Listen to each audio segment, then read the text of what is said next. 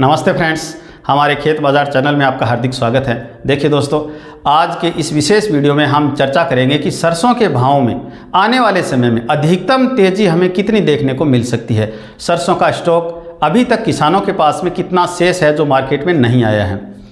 इसके अलावा आने वाले समय में मार्केट में प्रतिदिन सरसों की आवक कितनी रह सकती है और हमारे पास में जो सरसों का स्टॉक है उसे हमें कब तक बेचना चाहिए, कितना इंतज़ार और करना चाहिए, इन सब बातों पर चर्चा करेंगे। तो आपसे निवेदन रहेगा कि हमारे वीडियो में अंत तक बने रहिएगा और हमारे वीडियो को लाइक ज़रूर कीजिएगा ताकि हमारा मनोबल बढ़ सके। देखिए दोस्तों, सरसों के भावों को लेकर के आजकल हमारे किसानों के मन में कई प्रकार की शंकाएँ हैं वो चल रही हैं कि आने वाले समय में सरसों के भाव अधिकतम कहाँ तक जा सकते हैं। कहीं ये नहीं कि हम हमारा स्टॉक अभी बेच दें और आने वाले समय में बड़ी तेज़ी देखने को मिले और फिर हमें ऐसा लगे कि हम घाटे में आ गए, हमने हमारा स्टॉक है वो जल्दी में निकाल दिया। तो इन बातों को लेकर के काफ़ी जो किसानों के जो कमेंट हैं वो भी हमें कमेंट बॉक्स में देखने को मिलते हैं। तो देखिए दोस्तों, सबसे पहले तो हम आपको बता देते हैं कि हमारे देश के जो तेल प्लांट हैं उनके पास में प्रतिवर्ष है वो तेल का स्टॉक होता है। इस बार जो सरसों के जो तेल प्लांट हैं उनके पास में तेल का कोई बड़ा स्टॉक उपलब्ध नहीं है, क्योंकि हमारी सरकार ने, केंद्र सरकार ने तेल प्लांटों के ऊपर तेल स्टॉक की जो लिमिट है वो लगा रखी है। इसके अलावा जो हमारे जो बड़े जो व्यापारी हैं, बहुत बड़े जो स्टॉक व्यापारी जो होते हैं उनके पास में सरसों का स्टॉक होता है, लेकिन इस बार सरकार ने सरसों की जो स्टॉक लिमिट है उसको भी बढ़ा रखा है। तो हमारे जो व्यापारी हैं, बड़े व्यापारी हैं, उनके पास में सरसों का कोई बड़ा स्टॉक उपलब्ध नहीं है। तीसरा कारण यदि हम देखें तो सरसों की जो आवक है वो अभी तक बड़ी मात्रा में हो रही है, लेकिन आने वाले समय में जब सरसों की जो आवक है वो निश्चित तौर से घटेगी। इसका कारण ये है कि हमारे जो किसान हैं उनके पास में जो सरसों का जो स्टॉक है वो लगभग अभी 30% तक ही शेष बचा है, क्योंकि लगभग 70% जो सरसों है वो मार्केट में आ चुकी है। क्योंकि हमारा जो सरसों का जो सीज़न होता है वो लगभग मार्च में शुरू हो जाता है। उस हिसाब से यदि हम गणना करें अक्टूबर तक की तो लगभग 7-8 महीने का समय है वो निकल गए हैं। और प्रतिदिन की जो आवक है, औसत आवक जो हम 2.5 लाख बैग यदि मानकर भी चलें, क्योंकि लगभग अभी तक जो आवक है वो 2,90,000 बैग तक भी हमें देखने को मिल रही है पिछले 2 दिनों में, और उससे पहले 2.25 और 2.5 लाख तक जो आवक है वो हमें देखने को मिल रही है। यदि हम एवरेज आवक की बात करें और हम 2.25 या 2.5 लाख एवरेज आवक भी मान करके चलें और पिछले 7-8 महीनों की आवक को हम ऐड करें तो हमें अनुमान लगेगा कि लगभग जो 70% जो सरसों है वो मार्केट में आ चुकी है। तो कोई बड़ा स्टॉक अब किसानों के पास में भी उपलब्ध नहीं है। तो आने वाले समय में सरसों की जो आवक, प्रतिदिन की जो आवक है वो डेफिनेटली घटने के अनुमान हैं वो लग रहे हैं। निश्चित तौर से जो आवक है वो प्रतिदिन घटेगी।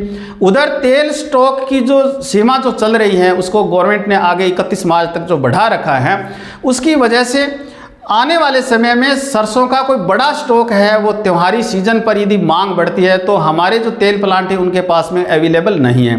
सरसों की जो तेल की जो खपत है वो भी घरेलू बाज़ार में बहुत ज़्यादा है और भारत में लोगों की जो पहली पसंद है वो सरसों का तेल है। इसके अलावा जैसे ही आगे सर्दी का जब मौसम शुरू होता है तो जो खाद्य तेलों की डिमांड तो बढ़ती बढ़ती है, उसके साथ साथ सरसों के तेल की जो डिमांड है वो विशेष तौर से बढ़ती है। और इस प्रकार के जो हमें सभी समीकरणों पर यदि हम असर होता हुआ देखें, यदि हम प्रभाव देखें तो हमें लग रहा है कि आने वाले समय में सरसों के भाव में कहीं से भी गिरावट के कोई भी संकेत है वो लग नहीं रहे हैं। तो आने वाले समय में सरसों के भाव में ग्रोथ हो सकती है। अब कितनी ग्रोथ हो सकती है ये एक बड़ा सवाल है। हमारे काफ़ी ऑडियंस हैं वो इस बारे में कमेंट भी करते हैं और अनुमान भी लगाते हैं, अपने अपने अनुमान भी कमेंट बॉक्स में देते हैं।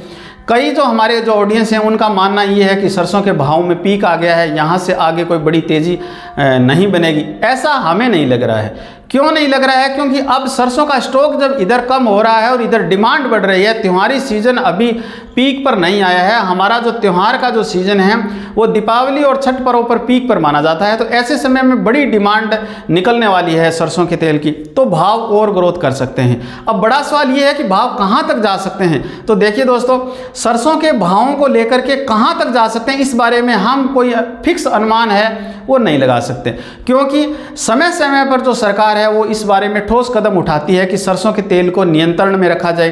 क्योंकि खाद्य तेलों में जो सरसों का तेल है वो शुमार बना हुआ है, तो महंगाई है वो बढ़ सकती है। इसको नियंत्रित करने के लिए सरकार है वो समय समय पर इस प्रकार की पाबंदी लगाती रहती है, नियंत्रण करती रहती है, विदेशी तेलों को आयात करती है। विदेशी तेलों पर जो आयात शुल्क है वो सरकार है वो धीरे धीरे घटा रही है। तो इस बारे में सरकार कब क्या निर्णय ले ले, लेकिन यदि परिस्थितियां वर्तमान में जो चल रही हैं यही परिस्थितियां यदि आने वाले समय में जारी रहती हैं तो आने वाले समय में सरसों के भाव है वो हमें तेल प्लांटों में या बड़ी मंडियों में 8,000 रुपये प्रति क्विंटल तक देखने को मिल सकते हैं। अब यदि हम छोटी मंडियों की बात करें और सामान्य बाजार की बात करें तो सामान्य बाजार में हमें सरसों के भाव है वो 7,000 रुपये प्रति क्विंटल तक देखने को मिल सकते हैं, जो एक अच्छे भाव हैं। अब देखिए दोस्तों, सवाल ये है कि हमारे पास में जो सरसों का स्टॉक है उसे हमें कब तक निकाल देना चाहिए। कहीं ये नहीं कि आने वाले समय में बड़ी गिरावट शुरू हो जाए या आने वाले समय में बड़ी तेज़ी शुरू हो जाए और हम अपना पहले से स्टॉक निकाल करके बैठ जाएं।